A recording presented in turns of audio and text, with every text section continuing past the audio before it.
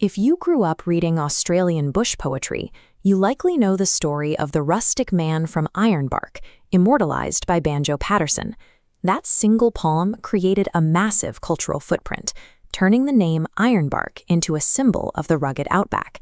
But if you search for Ironbark on a modern map, the search comes up empty. The town, as it was originally named, no longer officially exists. Long before those poems were written, the Wiradjuri people lived on and cared for this land. They are the traditional owners of the country where the town eventually took root. While the literary world kept the name Ironbark alive, the government moved on. Administratively, the town is known today as Stuart Town. You'll find it sitting on the main Western Railway line, positioned almost exactly halfway between the regional hubs of Orange and Wellington. Amidst the modern buildings, the Stuart Town Railway Station stands as the final physical anchor to the settlement's original identity. To understand how this community held on to its history after its name was erased, we have to look at the life cycle of this specific station.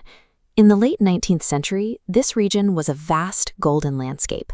But before the rail arrived, moving a harvest across these dirt tracks meant weeks of slow, grueling travel by bullock wagon. Everything changed on June 1, 1880, with the official opening of what was then called Ironbark Station. This was an industrial complex. The original precinct included a goods shed, signaling levers, stock sidings, and a yard crane. Commodities like wool and grain moved directly onto the main artery of the Western Line, bound for the coast. This infrastructure allowed the region's farmers to scale up their labor. Because the station handled the heavy lifting, the local agricultural economy exploded. By connecting these remote fields directly to the global market, the station effectively ended the area's isolation and gave birth to the town of Ironbark. However, the Ironbark name didn't last. On May 1, 1889, administrative changes saw the station and the town abruptly renamed to Stuart Town.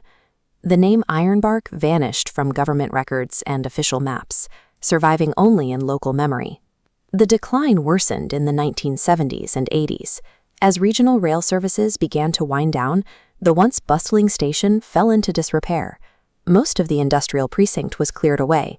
The cranes and sheds were removed, leaving behind only the dock platform and the station master's residence. With its industrial buildings gone and its original name off the maps, the town's founding heritage was nearly invisible. The locals realized that if the station was demolished, they would lose their final physical link to the town's origins. Throughout the 70s and 80s, the community lobbied aggressively to save the building, arguing that its historical importance outweighed its declining utility. Their efforts succeeded when the site was added to the NSW State Heritage Register. This listing provides the station with permanent legal protection against demolition or neglect. This intervention turned the station from a redundant piece of transit infrastructure into a protected monument of the town's history. Today, the station is a heritage site that still functions as an active stop for daily regional services. Each year, the community hosts a festival to celebrate the Ironbark legacy and the connection to Banjo Paterson's poetry. The heavy machinery is gone, and the name has changed on the map, but the station remains, a living reminder that the legendary spirit of Ironbark is still very much alive.